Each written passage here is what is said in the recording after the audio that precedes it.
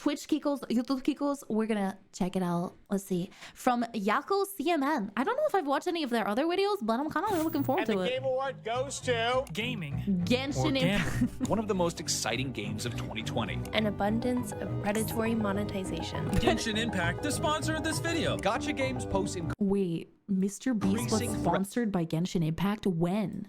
for younger players. $250 gacha skin. This video is sponsored by Genshin Impact. A form of gambling. Honkai Star Rail. Gacha Yeah, games. Honkai Star Rail. Genshin Impact. Genshin Impact. Genshin Impact. Genshin Impact. Genshin Impact. Oh no. It feels like gacha games are everywhere nowadays. In the span of just a few short years, the genre has propelled itself just from turned a anime thing PNG of collecting on your normal, phone all the way to the big leagues. Yeah. Bursting at the seams with massive Too many scopes, gacha budgets, games, man. and acclaim. They're the next Breath of the Wild, the next Final Fantasy. Hell, maybe Yeah. they're even the blueprint for the future of live service as they continue to dwarf the revenue streams of almost every other video game.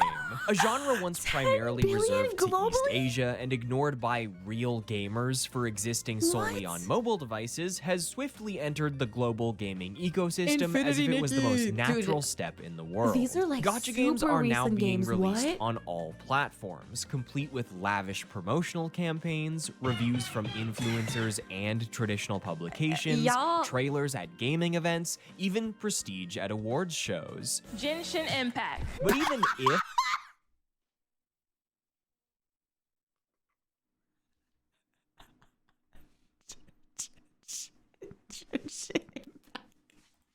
But even if all of this is now the Classic. case, there's still Classic, gacha bro. games, right? Those hamster wheel Skinner boxes filled with Yeah. hyper-sexualized anime characters and Indeed. manipulative microtransactions. Doesn't this make Is that Pokemon game? What was this game called again?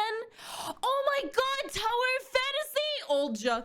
Olja, I feel like a grandma. That's doesn't this crazy. make things worse? Within Holy the insular wait. spheres of the internet, Wait, is that Tower Fantasy?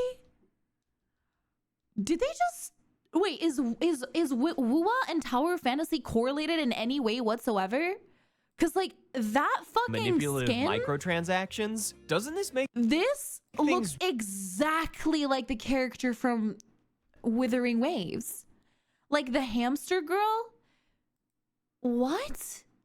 Like the pants, the jacket, the tail with the paw print. It's literally the same. worse? Within the insular spheres of the Lumi. internet, popular coverage about What? gacha can feel like a strange Weird. melting pot of horny memes, clickbait about irresponsible spending, sponsored praise, or one simply came out first. outright Yeah, it did. dismissal. It's consistently surprising that the ways in which these games evolve and capitalize on their audiences aren't covered nearly as often as other issues in this space. Yeah. So I thought that I, Dude, the as a former Overwatch. gacha degenerate, might as well subject myself to it Former. again.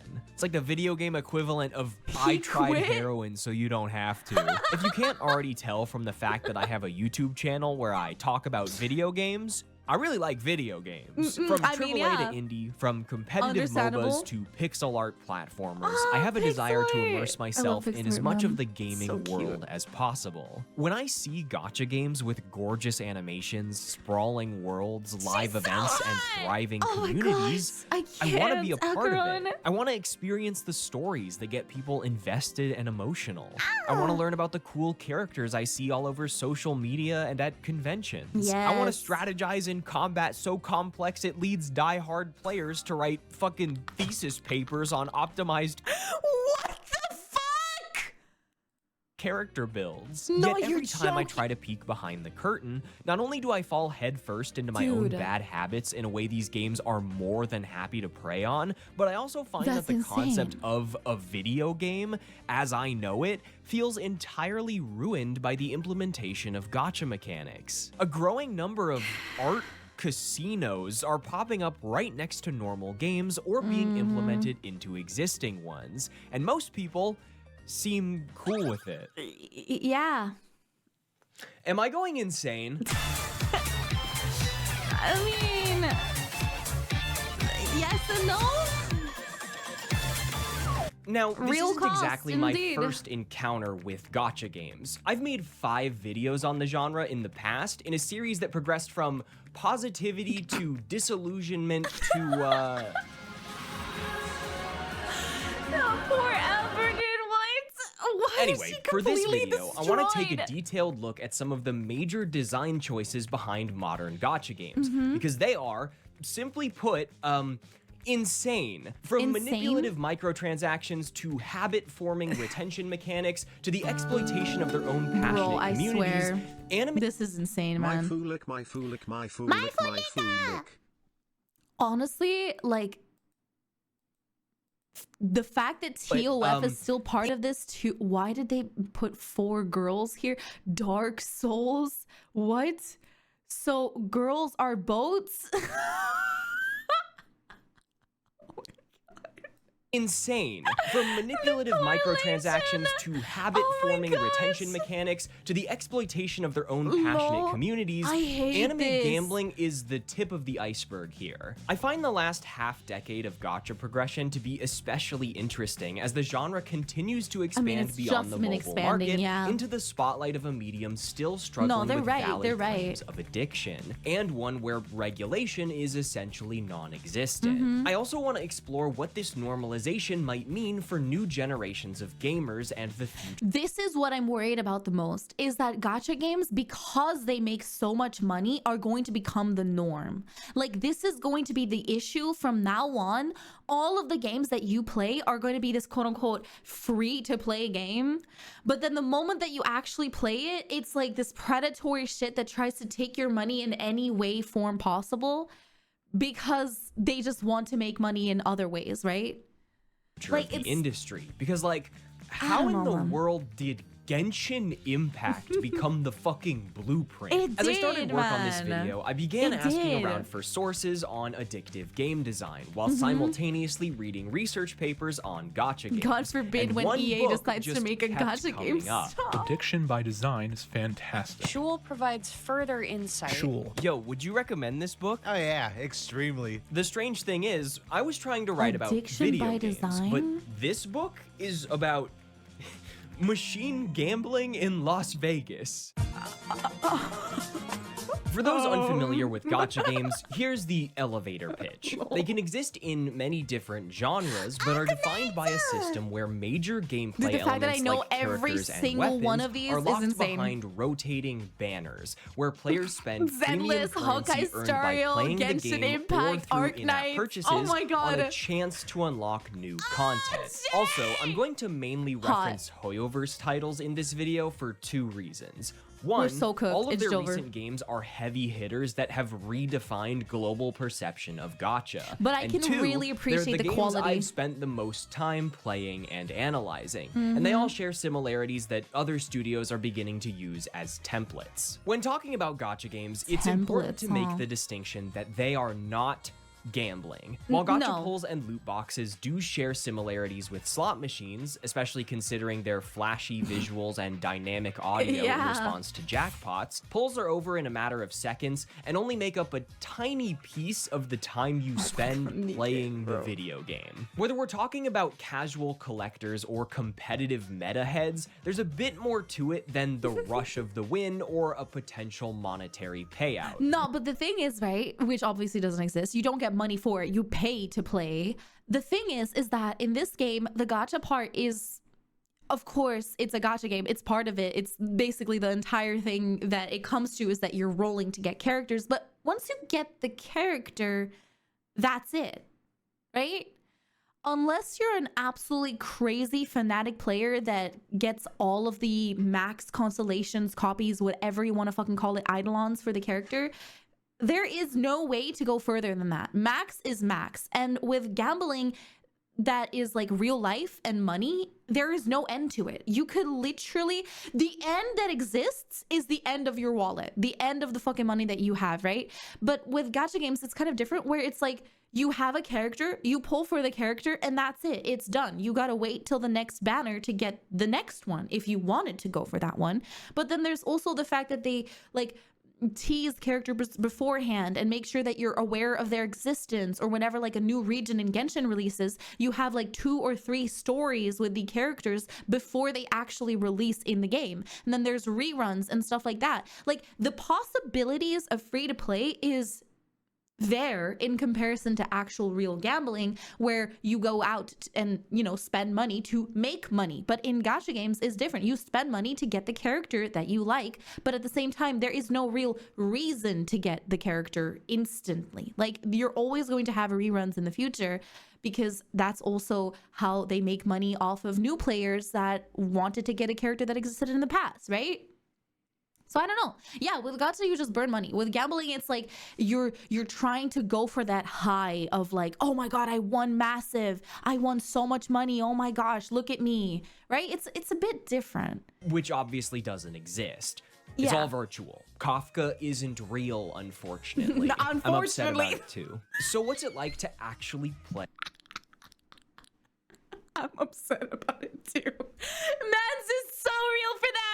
A gacha game then? Well, it's complicated. While the majority of these titles used to be turn-based RPGs with PNGs of anime girls, boot up a Hoyoverse title and you'll quickly notice that the genre has made quite a jump, with Genshin Impact's obvious comparison being Breath of the Wild. Set out into a vast, beautiful world with tons of enemies to fight and secrets to uncover as you progress through story missions, cutscenes, boss fights, and mini-games. Honkai Star Rail is then your Persona or Final Fantasy equivalent, and Zenless is a character-swapping ARPG that seems to move at lightning speeds. Yet the thread that keeps bringing me back to this discussion is that when player retention and revenue generation are at the heart of every mechanic and system in a video game, the finished product ends up being kind of bad. These games can be engaging in the most literal sense of the word, as they constantly spit out little gems and rewards to remind you of the gacha mechanic, but I often find that positive reinforcement loops, FOMO, and other shady tactics take precedence over interesting or difficult gameplay. I obviously can't speak on every game, as I've heard positive mumblings about Limbus Company and enjoyed the MMO-like raids of Dragalia Lost. Dragalia Lost! I'm gonna fucking cry. This was my childhood game, man. When Nintendo said that they were gonna remove it, I was so fucking sad. I fucking love this game, bro. Oh my gosh. But when it comes to any modern gacha that appears to emulate the AAA open world or RPG, they are always worse off for being gacha games. Threats of losing progress or permanent character deaths or difficult narrative choices or weapon break, basically any frictional concepts, do not exist. Even in titles with a semblance of strategy, RPG number systems take precedence over real progression, as characters don't evolve past the moves they have when you acquire them at level 1, and increasing their strength is a separate endeavor from main story quests or fun challenges. Despite the immense amount of work and artistry that goes into creating these fleshed out worlds and incredible set pieces, main story content is but a fraction of the intended experience. To artificially extend playtime and create the habits of a forever game, gacha games incorporate mindless grinding of repetitive tasks to strengthen your team. Your team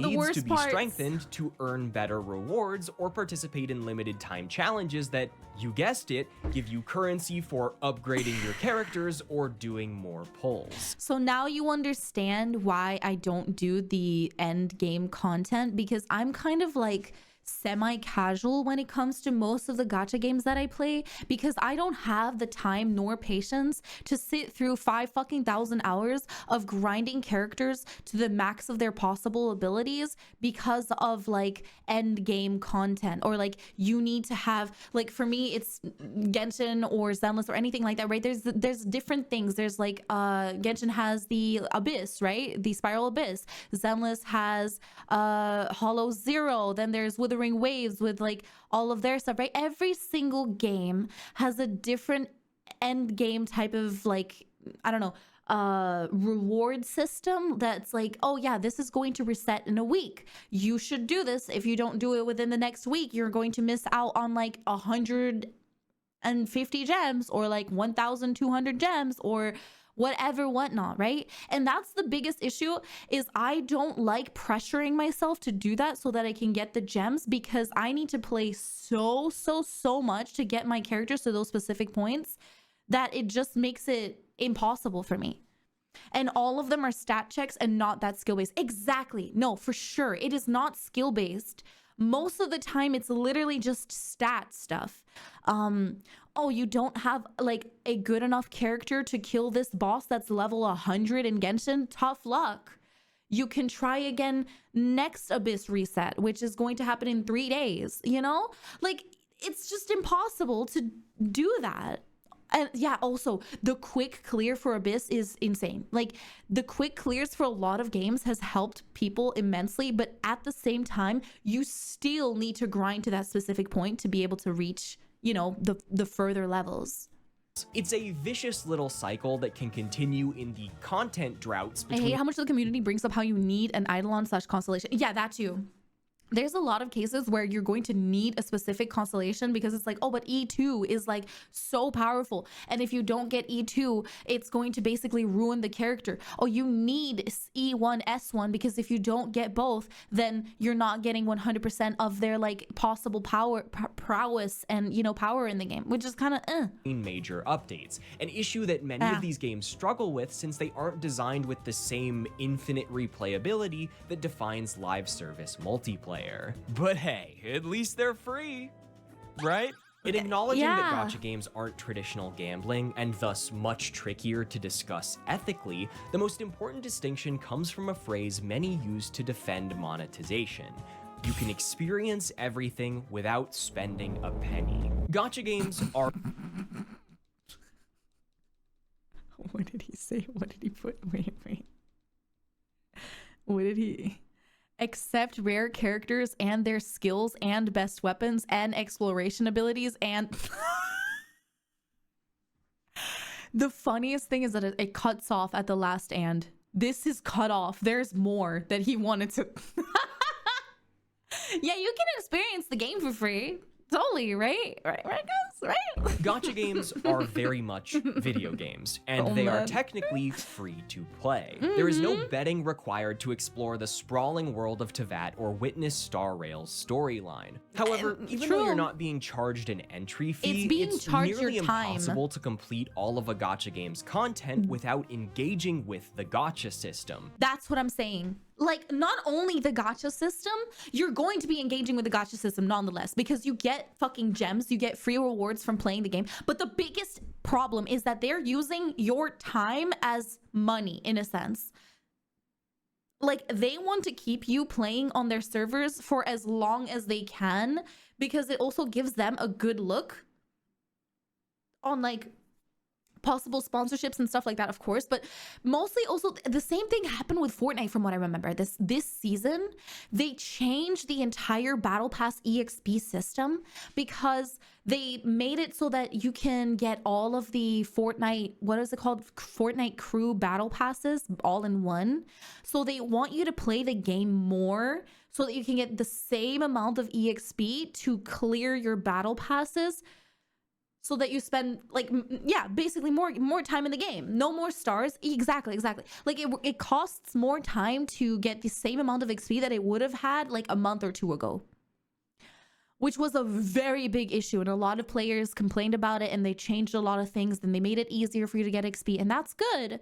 But they still do that for a reason, because they want you to spend more time in the game. And that's the same thing with gachas, is that they put specific limits on you. Like, for instance, what you saw at the beginning where he was talking about, like, Genshin here before, and he showed the adventurer rank 22 something with Lisa in front of the domain.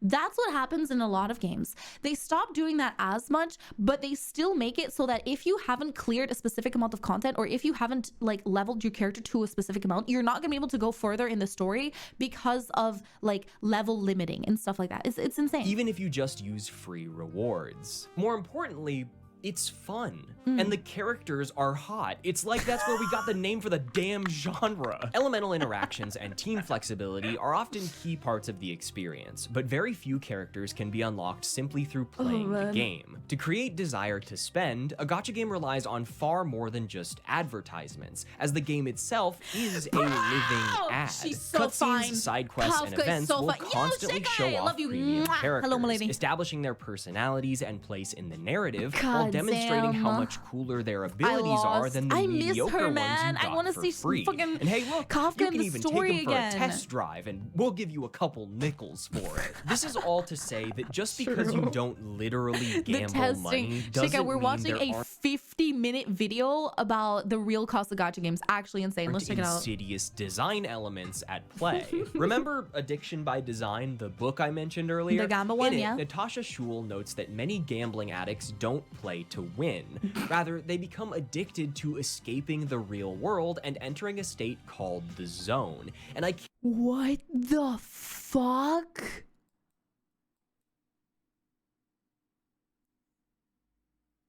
Bro. world and entering a All of these elderly people. Oh my, me in 30 years with Pokemon cards. Fuck off, shit. Dude, so basically what I'm thinking what happens is that these old people, right? They have a shit ton of money and don't know what they want, what they could do with their time. So because it's the end of their life and they're like, oh, I've saved my entire lifetime, they just decide to like go to the casino and spend the last like thousands of dollars that they have on trying to make more money, or like just spending it. What? a state called the zone. And I can't help but Dude. notice some similarities between live service retention What the techniques fuck? and the way Schul and industry consultants describe video gambling design. The key is duration of play. This is what I was talking about literally a second ago. I want to keep you there as long as humanly possible. That's the whole trick. That's what makes you lose. Oh my Speaking from gosh. my own perspective, I don't like these games. I get consistently addicted and spend far too much time on them, even if I'm not having fun. Unlucky. But every once in a while, I'll see a positive review or some fan art for a new one and think to myself, wow, one of the best turn-based RPGs of the past decade? Maybe this one will be different, before blacking out for a couple days and waking up to fried dopamine receptors, an upset stomach, and a full team of meta characters. Even though I know how these games work, even having made multiple videos critiquing them in the past, even swearing off them time and time again, they still get me. They're Yeah. designed to. They In are. addition to gacha games showering rewards upon new players to make onboarding as easy as possible, there's a sense of intoxicating pseudo-productivity in being led through a trail of rewards that would baffle Pavlov himself, despite the reality of mashing buttons through repetitive dialogue and frictionless gameplay. Dude, the fucking Genshin story, I swear. The one thing why I like WoWA is that I get to just play the fucking game at my own pace. Like, even Zenless, right? You can just skip the story and then rewatch it afterwards if you wanted to, right? Genshin needs to fix that shit. It needs to fix it. It's ridiculous that the game has been out for such a long time period and there's still no fucking, like, I don't know, replay section where it's not just text or like a place where you can see all of your adventures again, like, and just rewatch the fucking cutscenes and everything. Bro, the fact that you can't skip through the goddamn story and the fucking world quests is ridiculous. At least the world quests. I understand the main story quests not being like skippable, right? I understand the ones with voice lines not being skippable, but for the side quests and the world quests, hell no. Get that shit out of here. Ah, shiny. Ooh, sparkly. These games are purpose-built to March. convince me that time spent earning fake money is more important than things I'd rather be doing, which Yup. also leads me to play them far more than I need to when researching and recording videos. I was reading through Addiction by Design while getting hooked on Zenless and Star Rail, so it was very surreal to see these ideas of optimizing time be expressed in such a similar way. The concept of Imagine video having a games game that having lets you replay story and events. For sure, there isn't one like that, right? Yeah, dude, I love Nika for that. Seriously, that is one of the best things that they decided to do, is add like the replayability and rewatchability of the stories. addictive potential has been around far longer than live service, as Schul even notes that video games are an apt point of comparison to gambling due to their focus on perfecting the zone over the thrill of winning money, and that casinos draw directly from video games to maximize time on device. Also, the second largest slot machine manufacturer in the world owns the studio behind Raid Shadow Legends, so that's a Of course they do. fun thing. Right? Right? Yeah, that's why I never played Raid Shadowlands before, because it's a garbage Remember game. when I said that anime gambling is the tip of the iceberg here? Crazy. Well, the main currency these games are after is your time, an idea that Orlando Woods explores in his 2 papers on Gacha. That's the currency, guys. It's our time playing the game is money for them. Both of which reference addiction by design while analyzing the complex ways in which players engage with these titles. Whilst the zone is a space of immersion that is predicated on the exit from time for machine gamblers, for the players of gacha games, an alternative, almost reversed, playing logic can be observed. This involves the hyper-rationalization of time as a playing resource that is leveraged to circumvent the need for monetary investment in the gacha mechanic. One of the key ideas behind Woods' research is that it's often unproductive to directly compare gacha games to real money gambling. Well, it's Instead, focusing on the rationalization of actions that mirror gambling addiction, with the currency being time. Examples of this are my aforementioned feelings of productivity leading to unhealthy habits, new players speeding through the early game for a future payoff, and in-game achievement. That is so real. Speeding through the early game for a future payoff is so real. Like, a lot of you guys do this, 100%. And on top of that, a lot of what you guys do as well, which I could never get my hand off of or like head around, is that people re-roll accounts. What the fuck do you mean you re-roll accounts? You're gonna be playing the goddamn game for the next upcoming few years. You're gonna be getting that stupid like standard banner character anyways. You do not need to be re-rolling for that shit again and again and again and again. That makes no sense. Constant sense of accomplishment. When gacha games become an intimate part of people's lives, whether that's cultivating connections with their favorite characters. By the way, guys, when Honkai Star Rail first released, I loved Bailu. I loved her so much, dude. Her design, the fact that she was like this little dragon and the water on her splash art and the fishies, bro, I fucking loved her. And I still do. But I did not need to be re-rolling to get that one character that I wanted. I still love Bailu. Yes, I do. Like, but what the fuck, man? People actually go out of their way to try and get that one specific character that is going to be like a little bit more meta in the early game because, yeah, guys, it's amazing. It's so good. No, man, it's insane. Being invested in the story or developing daily and weekly grinding routines, Woods suggests that the lines between gambling-like habits and passion for a piece of media can become blurred. While you can earn premium currency simply by playing, it is a carefully rationed amount that is in no way sufficient to unlock everything. After completing the main story, the most consistent ways to earn currency are daily and weekly missions. Menial tasks that take around 5 to 10 minutes for dailies and a couple hours for weeklies. Failing to log in for even a single day means losing money. The structure ends up creating a far stronger habit by pushing players to engage even if they don't truly want to, while simultaneously increasing their overall time investment. Once acquired through gacha, characters need intense amounts of leveling and upgrades to be usable, all of which cannot be grinded through effort alone. Unless you spend money, you're forced to move at the game's pace, as many gachas feature energy systems that regenerate over time and cap out at a certain value, further encouraging players to log on at least once a day to spend said energy. If you're curious, the fact that Genshin is still behind and is stuck at 200 is fucking stupid. Like, both of their other games, Honkai Star Rail and fucking Zenless, have 240, which is exactly aligned with 24 hours, but Genshin is still fucking stuck at 200. Bro, get with the time. And their region is slower too. Garbage. Encouraging players to log on at least once a day to spend said energy. If you're curious about just how long it takes to max Genshin out Impact a still has no single reserved unit, energy. well, That's true. let's do a demo with Hoyo versus newest game. Has he shown any other gacha games, or is it only Hoyo? It's literally everything. He's been showing every single gacha game that's in the market right now. And not even only gacha games. He's been showing other things as well. He's been showing older games too. Like, bro, Dragalia Lost and Bang Bang Dream also got like mentioned as well, like in small screenshots and snippets. But yeah, he's comparing it to the current ones, of course. He's comparing it to the ones right now. But yeah, Infinity Nikki also got mentioned a lot of times as well. So yeah, it's everything basically. If you want to get Yanagi to peak performance, you first need to level her up with XP tapes. Every 10 levels, you also need to unlock her level cap. You know what's funny? We all know that this guy is still fucking playing these games, right? We all know that he's still going to be fucking playing, right? Because he pulled for Yanagi.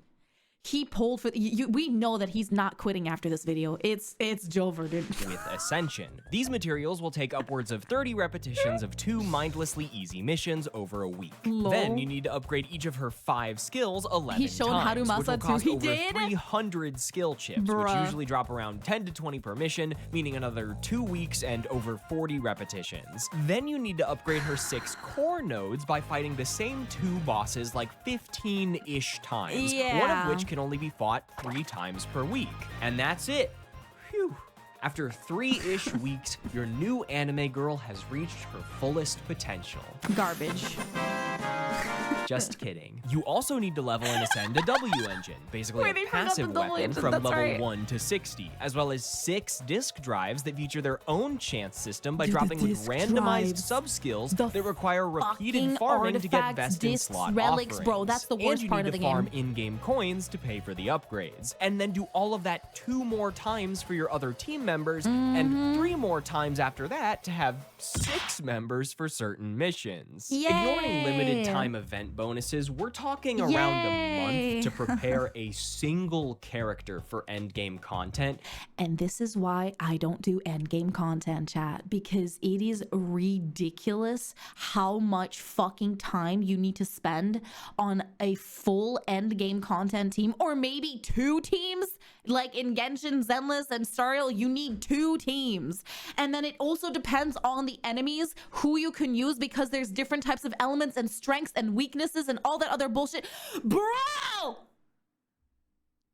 Like, I love gacha games. I do. I enjoy them. I like the grind. I like playing them with you guys. I really like the stories, but the end game content is literally impossible for me to play most of the cases because I just don't have the time as a singular person to like grind for all of those games to be able to do the end game content. It's ridiculous. Like the only game right now that I am aware of that I'm able to do end game content on is Genshin because I've been playing it since release. I don't think that like maybe Stariel is getting there, but Zenless isn't even close to being able to clear all of the endgame content because the teams are just not fully built yet. They're not. And then there's the artifact rolling where you're not even sure if you're going to be able to get anything good and you just have to waste all of your fucking resin and stamina and whatever it is, right? Because, oh, you wanted to get a crit rate piece? No, fuck you. Defense percentage. What? Ridiculous. And this is the nicest example I could have given. Yeah. It's even more egregious in Genshin, which also requires teleporting to different locations to collect open world resources like plants, metals, and monster drops. This is all very deliberate despite being incredibly unfun, serving to keep players around long after they've completed the game's core offerings. I like this in Genshin. Star I Rail, actually enjoyed there's myself. a rare character named Acheron whose overworld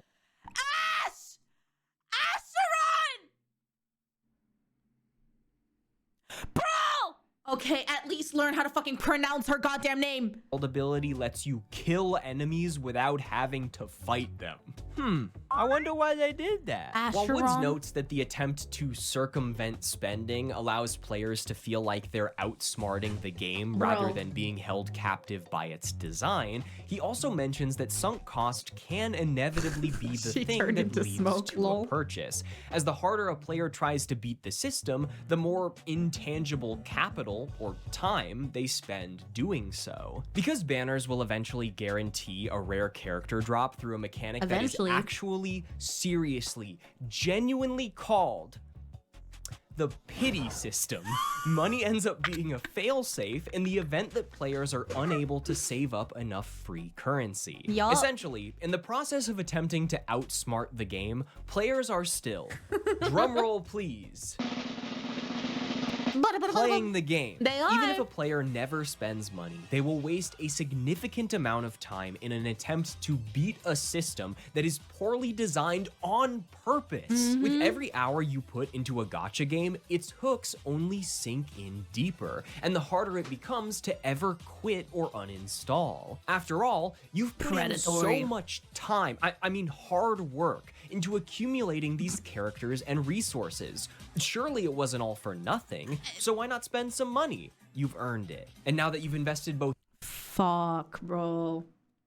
Nah. time and money, well, quitting isn't an option anymore. Paid offerings also aren't limited to the gacha system itself, as many games allow you to circumvent some, but not all, of the monotony, with grinding developed in a way to make the premium route feel like a rational choice. While cosmetics do exist, bundles and battle passes rarely feature them, instead offering items that allow you to bypass the shitty parts of the game. XP materials, crafting resources, better weapons, you name it. Yeah. Spending is further encouraged through the obfuscation of what a dollar might be worth, an idea also found in slot machines that quickly turn real money into credits. For example, in Star Rail, real money can be used to purchase a premium currency called Oneric Shards, which change in price based on how many you buy at once. Oneric Shards can then be traded for a separate currency called Stellar Jades, which are then used to purchase different types of Star Rail passes to pull on banners, but you can also use Oneric Shards to purchase rotating bundles. So like,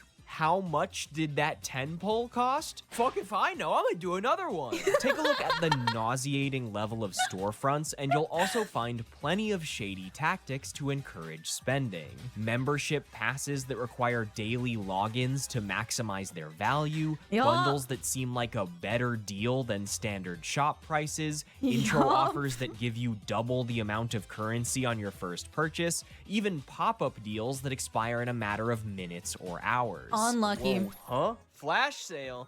2 hours left. Oh, fuck, guys. Fuck. Dude, you're gonna run out. Fine. But if you were to get all three, that'd be $16, dude. What a steal. Fuck, dude. 7 times EFF. What does that mean? These What does ideas that aren't mean, unique to Rupee, gacha dude? I by swear. any means. Hell, many of them come straight from gambling. I've but they make skipped the it multiple landscape times, of though. microtransactions increasingly more hostile to navigate. This is what I'm saying. Like, he's actually mentioning a lot of different games. This is FE, right? They make the What do you mean? landscape of microtransactions increasingly So many more different types of hostile games. to navigate. What's that in the corner, like barely visible? Zoom in on it. Oh, of course, the please play in moderation and spend rationally. Wait, I didn't even see that. Oh my god, it's transparent. It's there. It's just completely it's just hidden. It's just hidden, bro. What the fuck?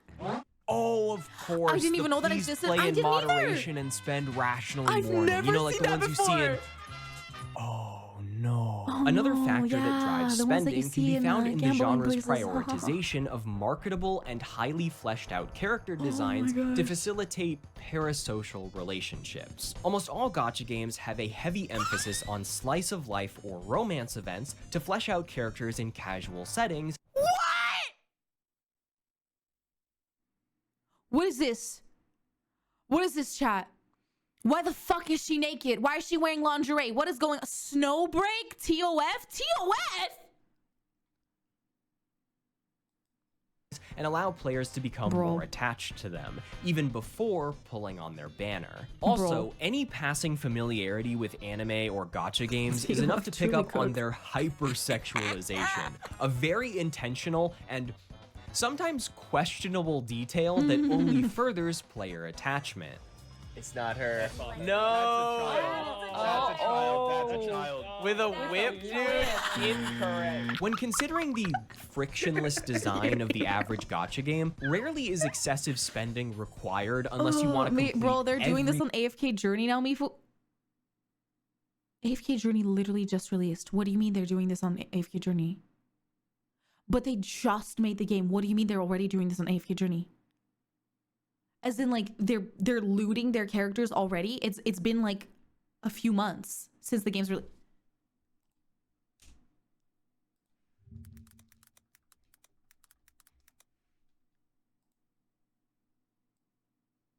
Okay, maybe it's been a little bit longer than I thought that it has been, but like, what?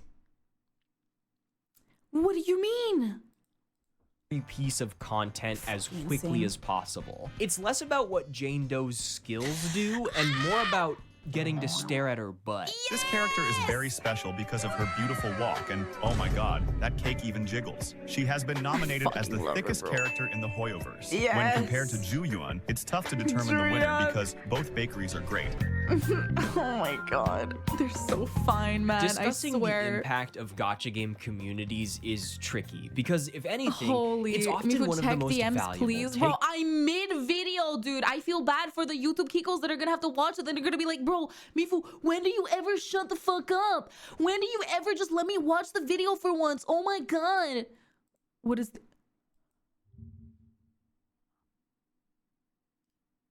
this is real? AFK journey official.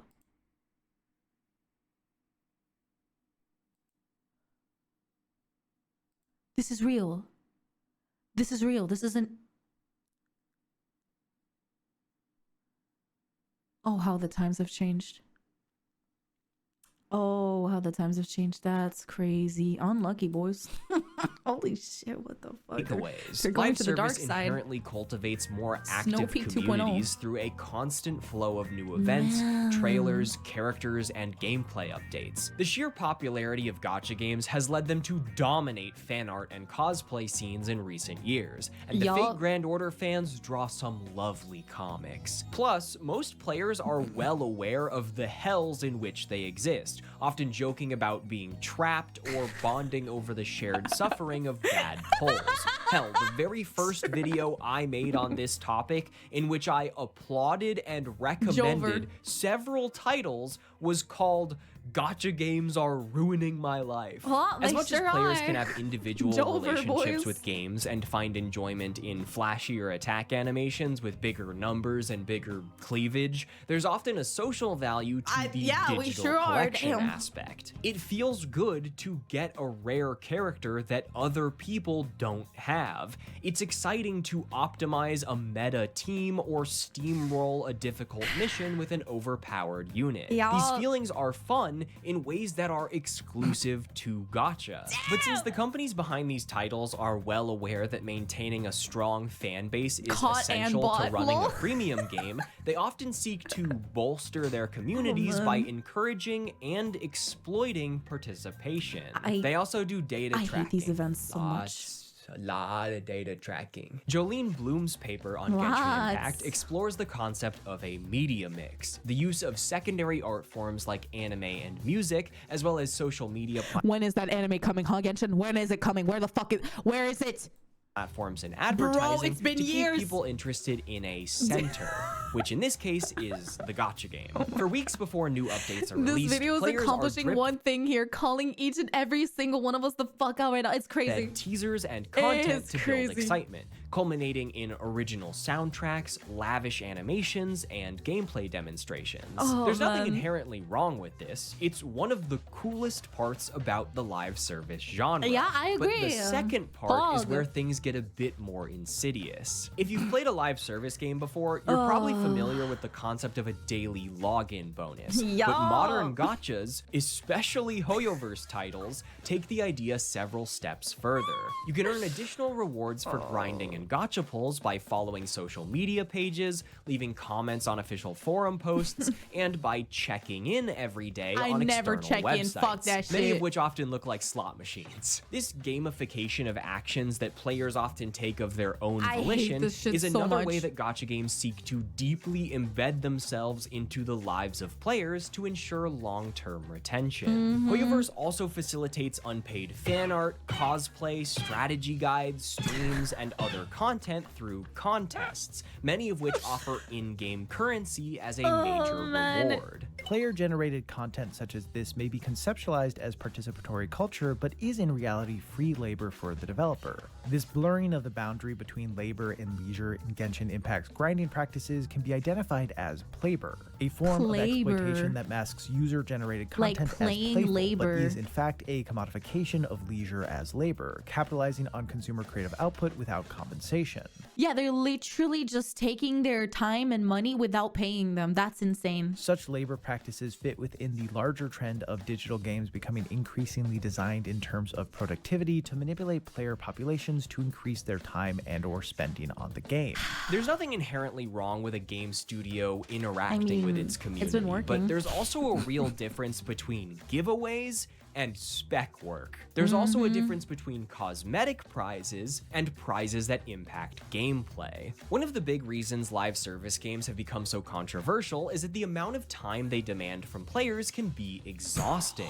But once you learn about Gacha, dude, Fortnite looks like baby shit. These companies seek to blur the line between game and reality. They want the game to be your life. If you're not rotating between daily missions in Genshin, Star Rail, and Zenless, Hoyoverse wants you to be We're getting called out so hard right now, chat. We're getting called out. Holy. Forums, installing apps on your phone, and sending characters off on expeditions so you can grind in between grinding.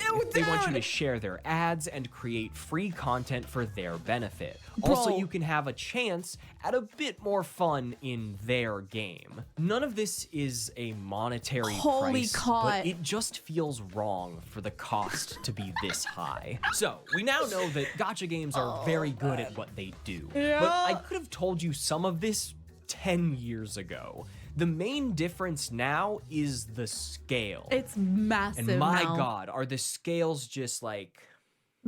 Yeah, no, he's right. Yes. really big. Really big, really big.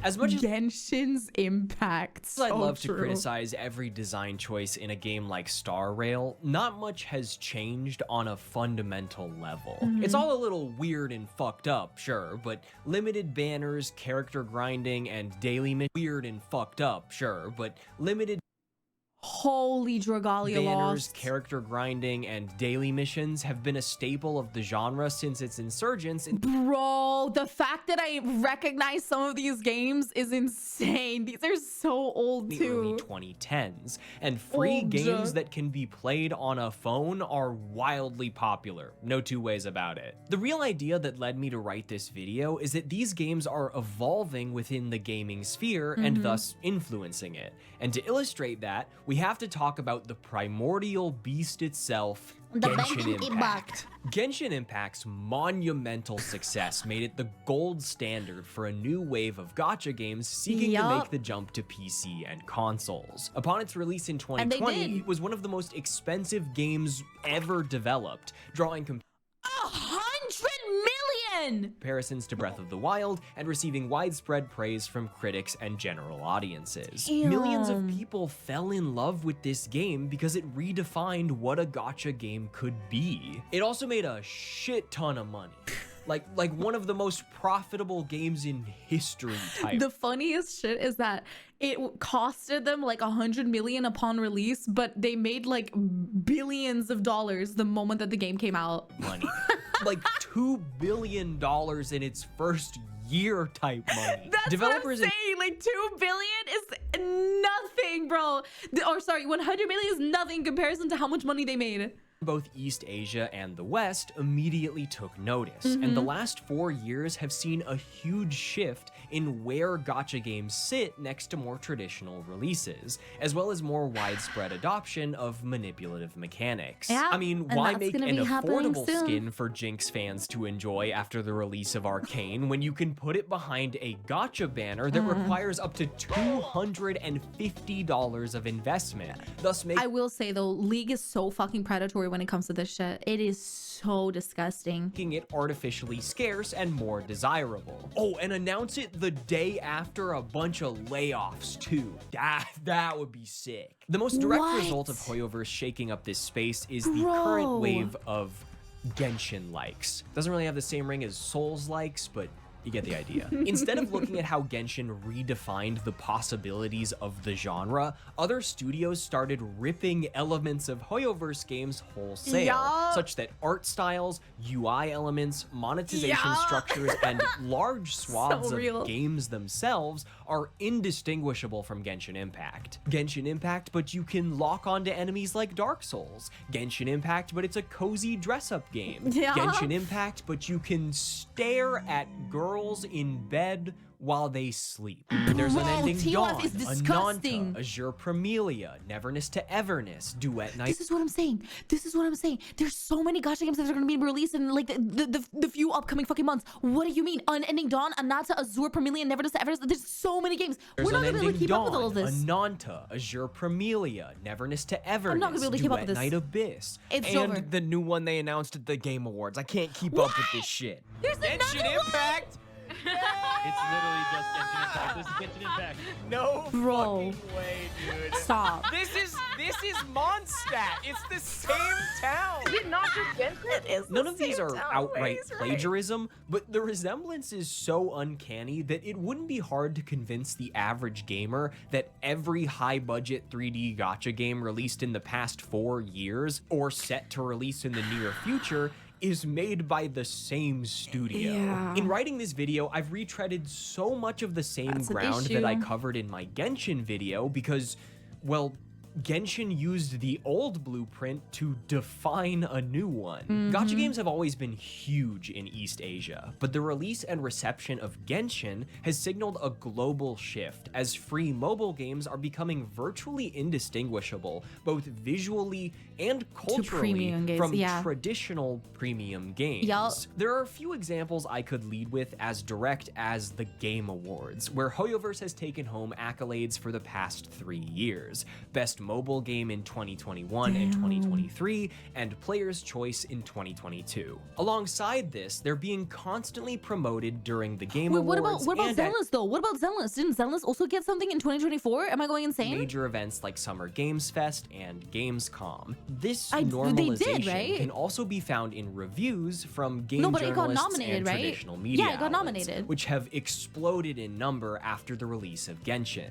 Despite the subjectivity of each individual's opinion, I find that day one reviews, sometimes written after playing private early access builds, fail to accurately depict long-term engagement with a gacha game, and may lead players unfamiliar with the genre into a sense of confidence by ignoring or understating certain mechanics. The structure of traditional reviews, which often attempt to outline the core gameplay and aesthetics of a complete experience, feels unfitting for games of this nature. Okay, so I'm thinking about something. I know that I'm pausing the video a lot, but like eventually players are going to come to realize the nature of these games, and I feel like that's going to be very, very soon. But the biggest issue with it is that people don't care enough about the predatory nature and just the way that every single one of these games work because of the fact that they're still going to play it nonetheless. Like, if you think about it that way, it's like, oh, it's predatory as shit. They're taking all of your time. They're taking all of your money. They're making it so that instead of like, you know, doing things in real life and taking care of yourself and hanging out with friends and spending time with family, you just play the gacha game because you want to play the gacha game because it's good. It's fun. It's addictive, right? And they don't give a shit. They don't. Even League players cared more about the gacha shit than gacha players do. Lol. Yeah, they're not gonna care. So yeah, people know, but they care more about scratching that addiction itch. It's honestly sad. It's really sad. We know it's bad, but we still gonna play it. That's the biggest issue. Is like, we are so addicted to it that we're not gonna quit no matter what. Like, we might stop playing a game after a specific amount of time when it's not like 100% like our thing. But when it comes to gacha games, there's a lot of them that were released years ago, and I'm still playing them to this day because I just have fun playing them. Even if I'm not playing it every single day anymore, even if I'm not like grinding my brains out, I still have that game on my fucking PC. I still open it every now and then. I still play the story, right? I stopped playing ZZZ. I don't really like it, but the rest I do. That's what I'm saying. Like, if it's not your thing, then you're gonna stop it, right? You're not gonna play it anymore. You're gonna try it out in the beginning. If it's not your thing, you skip it, you fucking leave it be, whatever. Like for me, Tower of Fantasy, I played it in the beginning, but I noticed that it wasn't really my thing, and then I stopped, right? I felt like the grind was way too bad. It was so not my thing, so like I just quit, right? But like with most gacha games, I'm still gonna come back to it in the future, even if, you know, it's crazy. Yeah, the relapse and days, often dude. ends up missing large parts of the conversation. Also, I just want to clearly state that I am in no way trying to encourage personal attacks or anti-journalist sentiment. No, we get Many that. of these reviewers genuinely enjoyed these games, and We expecting still any enjoyed the outlet game to too. We pass know up how on bad it major is. releases You don't have would to tell be us, silly. big man. I bring up all of these examples out of a larger concern for the future of Yeah, live that's the service. biggest issue, The 'cause, like, first all of oddity knife is surfaces in are how gonna turn some out like this. reviewers describe their personal experience. Before discussing how unlocking characters in Genshin actually works, IGN's review describes them in a way that ignores both the gacha system and the specific moment the author played the game. What? And once you start unlocking new characters, each with their own fighting style, abilities, and elemental affinities, you gain completely new ways of interacting with the world. A lake initially too vast to swim across becomes easily traversable with the help of a cryo-type character like Kea. Mountain peaks too steep to climb become scalable once you unlock Venti, and Wait, they don't mention anything about the gacha system and the fact that you have to actually pull and get the premium currency to receive them. his ability to create wind currents wherever he pleases. Problem is, you don't just unlock Venti like you catch a Pokemon that can learn fly. I played yeah. over 100 hours of Genshin, and I never got Venti. Because I literally couldn't. Yeah. He was featured on a limited banner, which was unavailable during the months I played. So I never had the ability to create wind currents. As of the time of writing this video, Unlucky. Venti hasn't been available for over a year, but the sentence is worded with the same certainty that— Guys, I feel like that is such a massive problem right now with Genshin, is that there's so many fucking characters and they just don't care, but they still put them on limited banners, right? They still put them on limited banners and they're like, oh, just wait, right? It's been like 600 days since Shenhe's last release and 500 since Risley. Just wait, bro. Patience, right? Patience. They were a limited banner. You should have learned your fucking lesson. You should have got them at the beginning. Skill issues. Should have spent money. What the fuck? that Tulin will give you the ability to ride Like, wind the currents FOMO in is Tears of real, the Kingdom. man. There's a similar sentiment in Screen Rant's Star Rail review, which lauds the variety of character roles in the same way you might discuss team building in SMT. There are 7 elements that serve as a means to break enemy weaknesses, and balancing a team that's spread out with these elements while also functional represents a Dude, significant last challenge. Zilla banner. Flexibility seems to be the Clueless. name of the game when it comes to Honkai Star Rail. Again, this idea is separate from the brief paragraph critiquing Want the to get game Eula? for Wait gating 500 its own days. content, nor does it mention the effort and Yup. grinding required to make party members combat ready. Another interesting trend I've Mm-hmm. noticed is that Western audiences are becoming more and more accustomed to gacha mechanics, so as to not include warnings or discussion in more recent reviews. What? With some even writing jokes about funding their gacha addiction or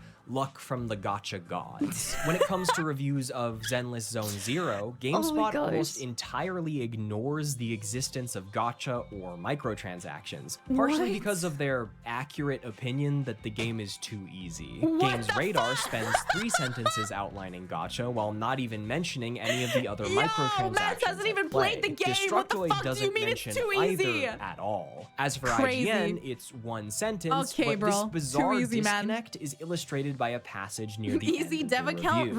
real. Given the unusually generous nature of the review build Hoyoverse provided access to ahead of release, which made all currently released characters You got a IGN got an account with all of the fucking characters already on their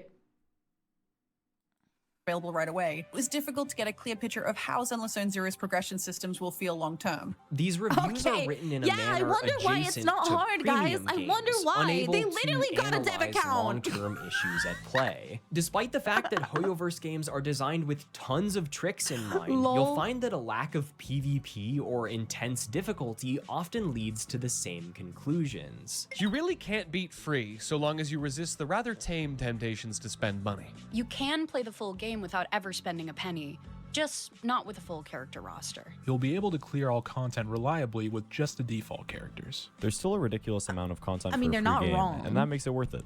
if you can make it through without spending any money. But it Similar really depends. issues Like can if it's also be talking about found Genshin, in then the yeah, sure. influencer But sphere, where variety content later from on in the game, larger it becomes really creators, fucking hard. often sponsored thanks to massive marketing budgets, like, tends dude, to celebrate. if you compare the Stellar, or what was it called, the fucking Abyss, in comparison to what releases now, if you compare the past to the current fucking Abyss,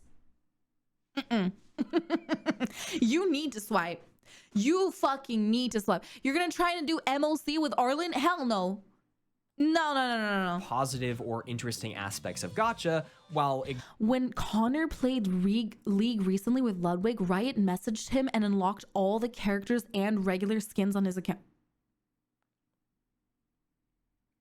Okay, bro. Ignoring more nuanced discussions. For games that are reaching huge new audiences, including children, with next to zero regulation on their microtransactions and advertising, the coyness with which many discuss or outright dismiss gacha mechanics still feels kinda surreal. Even beyond reviewers and influencers, millions of players are willing to put up with a general disrespect for their time and the constant clawing at their wallets if there's simply enough content within a free-to-play experience. But I ultimately question what that might mean for... I will say, when it comes to Nikki, Infinity Nikki should not be part of this, because that game is like the most comfy shit ever, and the only thing that you're gachaing for is clothes. You just want to look pretty, bro. Like, it's not even like Zenless and Genshin or any other character where you have to... What do you mean holy copium? No, the only thing that you're gachaing for is fucking clothes. It's not as if the clothes have like different abilities and shit like that. Like you already get the abilities for free in the game. By the way, this update, you got a 5-star free outfit, and next update, you're gonna get another 5-star free outfit. What are you talking about? Still gacha? Yes, it is still gacha, but you don't need to pull for the fucking outfits. Like, it's not as if, oh, but I'm a pretty princess is gonna change anything.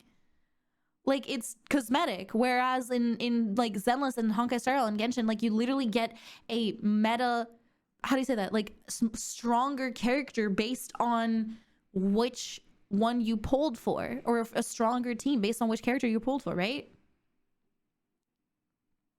To be honest, it feels weird if Nikki doesn't have her default outfit, as in like you would want to play the story with her default outfit because it feels more natural. No, I get that, because I also kept an entire outfit slot for Nikki's default outfit so that whenever I'm doing her story, I'm using the default outfit because it just feels more natural. Like, I don't know, man. The future of live service games. That's the one game that I feel like it's not really predatory, because it's not as if you get a like meta gacha hater. How do you say that? I Character from pulling. There's a lot to love about these games, and I never want to diminish someone's interests or the hard work of passionate artists. I'll be the first to tell you that the Hoyoverse composers go absolutely ballistic on everything they work on. They did and I've been listening to job, tracks from Star Rail and Zenless on a pretty regular basis. On a gameplay level, Star Rail is the closest I got to wanting to continue playing a Hoyoverse game. Despite each character only having a basic attack and 2 skills, abilities are fairly intricate and bosses are designed with some neat gimmicks. Yeah. Plus, the art design is stylish enough to make it fun at times. Music company. There's merit to Kafka spinning around with a bunch of guns and going boom, boom. Or when Aventurine yells, or maybe I'll take it all, as giant poker chips rain down across the screen. However, I was also playing through Metaphor ReFantasio at the same time. I wanted and the to play this contrast game. between that game, which properly immersed and challenged me for a set runtime, and Star Rail, in which I spent the same amount of time doing New York Times puzzles on my phone while I autoed through the story mode, was quite large. Yeah. Quite a chasm of a difference. Yeah. Plus, the grinding is so bad that I barely even made it to the supposed challenging part that is the end game. Yeah. I've also been dabbling with Infinity Nikki. I dabble, and like, I don't hate it. It's filled with an adorable and detailed dress-up system, all woven into a chill exploration loop and a bubbly positive vibe, which, like, Hell yeah, we need more girl games. Yes. But the themes of creativity and designing your dream look just feel tarnished when this isn't a traditional game where you can unlock all the outfits by playing, but is instead a nefarious free-to-play concoction where you're constantly beckoned to daily grinds and gacha storefronts that are in— He's lying, by the way. Do you know what the daily grind is on Infinity Nikki? Do you know what you do when you fucking grind? You literally log in, go to a fucking teleportation like statue, click on the statue, go in, say spend all resin, and then close the game. I'm not even fucking joking. The daily grind in Nikki is literally log in and then leave, or petting a fucking few animals and then leaving. It's the easiest fucking grind ever. A near one-to-one rip of Genshin Impact. That's it. I say all of this to once again illustrate— It's that fast. I can show you right now. Dude, I think I already did my dailies this morning. I literally log in. It takes me like 1 fucking minute to open the game, and that's it. that gacha games are indeed video you games. Just and they exchange can stamina be really to mats. fun. That's it. This isn't a black and white gambling bad situation. And also, another thing that Nikki does, which I really fucking love, is that they have this thing basically where if you want to like fight a boss, you fight the boss once and you can use all of your resin on multiple like copies of the boss. So you could decide, oh yeah, you know, you wish the clarification, doesn't fucking matter.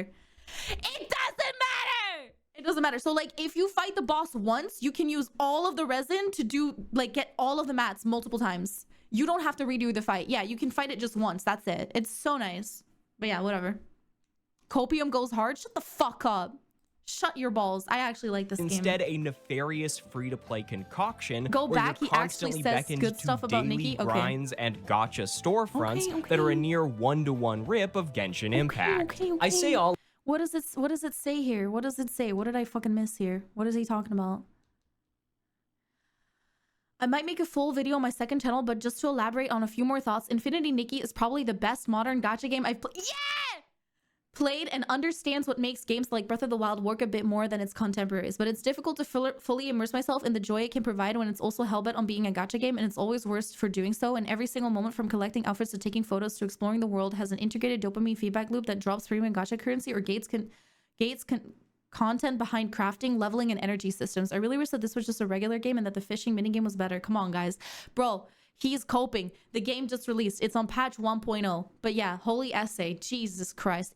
Don't talk bad about my dress-up game, bro. Madge. Yeah, don't fucking talk, man. I say all of this to once again illustrate that gacha games are indeed video games, and they can be really fun. This isn't a black and white gambling bad situation, but instead a discussion about the no limits uncharted realm of live service. Free-to-play games offer incredible amounts of value and should be allowed to extract revenue from players, but the way more and more companies are choosing to do it is far more insidious than charging a standard entrance fee or drawing the line at cosmetics. I mean, it's no secret that the gacha economy is driven by whales, a small percentage of players that spend thousands upon thousands of dollars in bills, a small percentage of players that spend thousands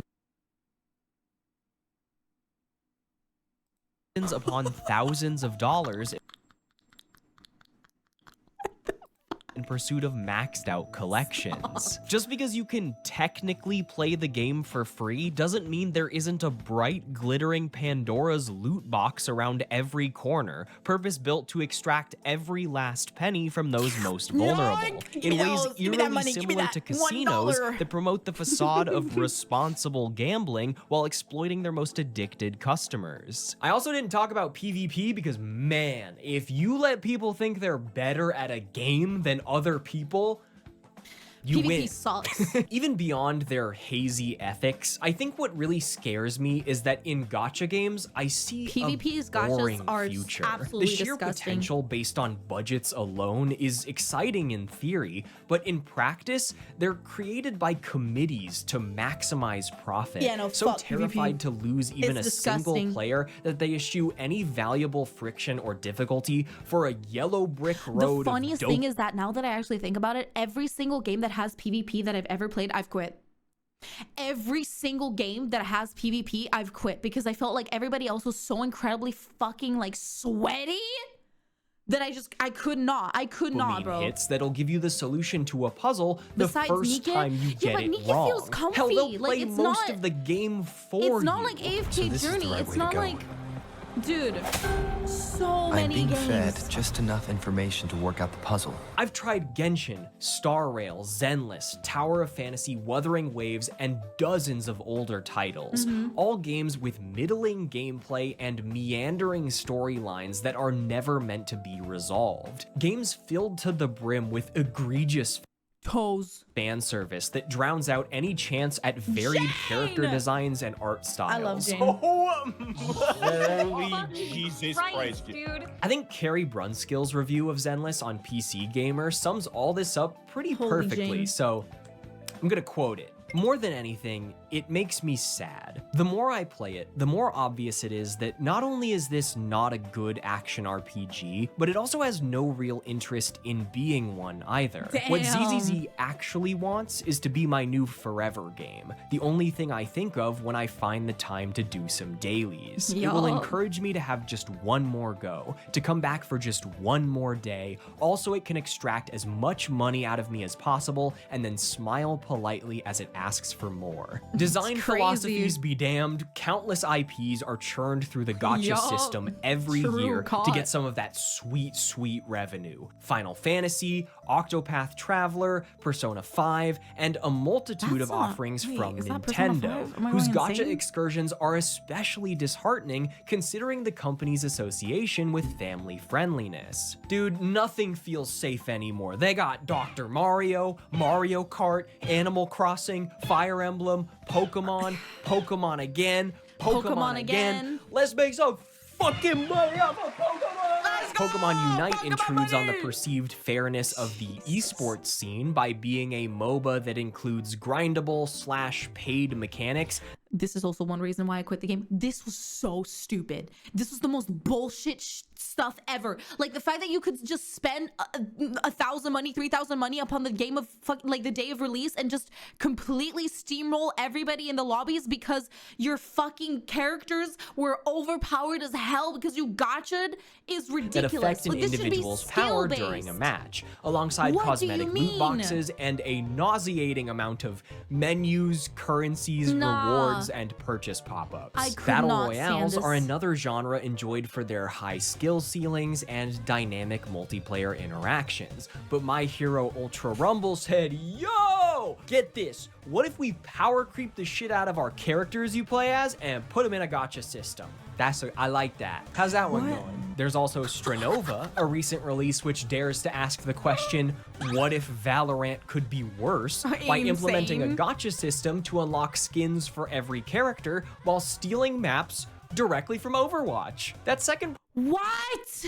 part's not a manipulative design choice, but it is I've really never played that game funny. before, I obviously don't by the think the way. gaming industry is doomed. Even in the face of corporate greed and massive does? layoffs, there are so many passionate individuals and studios putting out high-quality man. experiences every year. I love the shit Capcom's making. I love the shit Atlas is making. Hell, the indie sphere alone has grown to such incredible sphere is heights that my insane. backlog will never get shorter. True. Yet at the same time, when I engage with the broader world of video games, or play games online with my friends, or just try to find a little thing to put on my phone, It's I have always to Gacha tread games, more and boys. more carefully with titles that treat time and money as exploitable transactions. And I have no idea what that would have felt like as a kid. Despite this reality, I don't want live service to die. While Now that I think about it, bro, the fact that I'm like older makes these live services so much more easier to like understand with my brain, because it's like I'm a fucking adult. Like I can decide if I want to spend money or not on these type of things, right? But if you're like a fucking 10-year-old child playing Genshin Impact as one of your first games because, you know, you were introduced to it by friends or like someone in class, or you saw it online or something, or anything like that, right? You're cooked!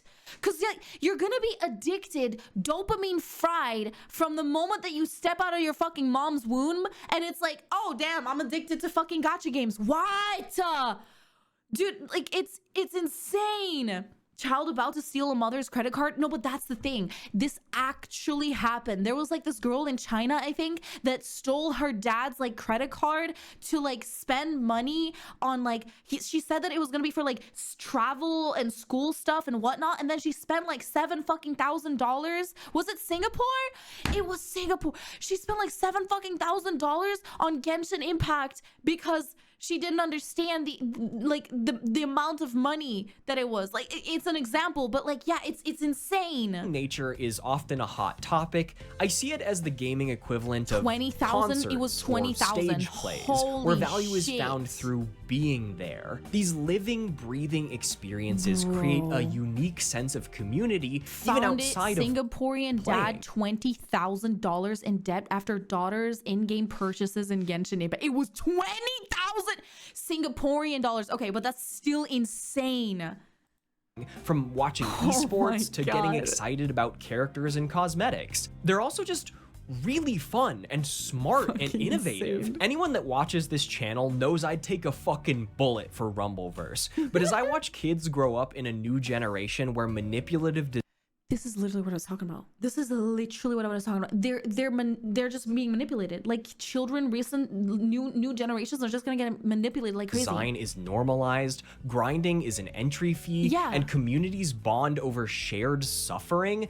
I can't help but wish things were different. Because games shouldn't be like gambling. If a kid's entire friend group starts playing Genshin Impact, that kid's gonna wanna play too. So the decision for parents is far more complicated than one purely based on safety or age rating. Then again, Velatro got rated PEGI 18, adults only, for gambling imagery, while Genshin Impact got off with a 12, and EA Sports FC 25, a game with microtransactions and loot boxes, got a 3. So like, the fuck are we doing here anyway? You know how every once in a while you'll find a really good anime that you want to tell someone to watch? It's not that different, by the way. 20k Singaporean dollars is 14.7k USD. Holy! You have to warn them about that weird fetish thing that comes up in episode 4 and episode 5. We don't talk about it. And episode 6. I don't want to have to do that with a video game because it can pose a mental and financial threat to someone. This is not a problem with other media. I mean, duh. Music and TV shows and movies aren't interactive in the way games are. But saying self-control is a prerequisite to enjoy a piece of media just feels so fucking bleak. No, he's the trade-off right. for not having to pay He's 60 right. bucks for a game used to mean a cosmetic shop or some loot boxes. But the growth of gacha continues to illustrate that design principles, playable content, and even the fun of the game itself can be traded for revenue. There's no point in a game if it's no longer fun. Games like Fortnite, and League, and Roblox, and Genshin Impact are life-changing pillars of culture that people gather around. They're communal spaces where they have fun together, but this fun shouldn't have to come at the cost of hostile design. Yeah. That's it. Thank you so much for watching. If you're interested in any of my sources, I've linked them all in the description, and I also have a Patreon you can check out if you want to give me money. Pog. And with that, there's only one thing left for me to do. Your dailies.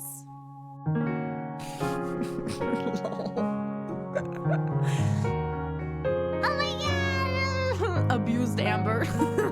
07. Oh man. What is he gonna do? Is he gonna fix her? I can fix her? No. Stop beating up Amber! Why would you do that? No! Poor Amber, stop it! Stop! He's fixing her, guys. I can fix her, right? Right. What the fuck? Yo, she's getting absolutely manhandled. That's crazy. Oh, man. Put her back together, bro. Time to fix Amber. Yeah.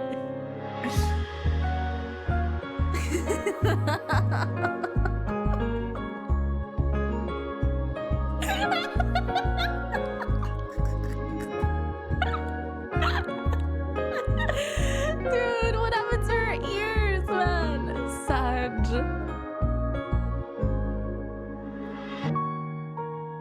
What is he gonna do? Put her on fire? No! There goes Amber, chat. 07 Amber. 07 to your gacha girlfriend. Good night.